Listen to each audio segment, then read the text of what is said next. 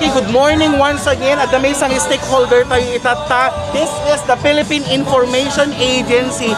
Kadwa tayo iti broadcast media nga mangmangtod iti pure facts, no fallacy.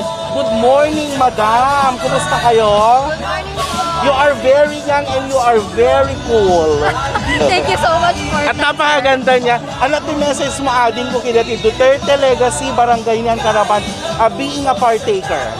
Yes, inaanyayahan po namin kayo na makipag-participate po dito sa Duterte Legacy Caravan na we are holding dito sa Ilocos Norte. Ito po ay whole of nation approach ng all government services po. Kaya naman lahat ng government agencies ay nandito upang ibigay ang mga serbisyo nila to bring the government closer to the people. Kaya naman makipag-participate tayo at makilahok sa mga serbisyo ng gobyerno. Dahil ito ay para sa ikauunlad ng ating bansa. Maraming salamat.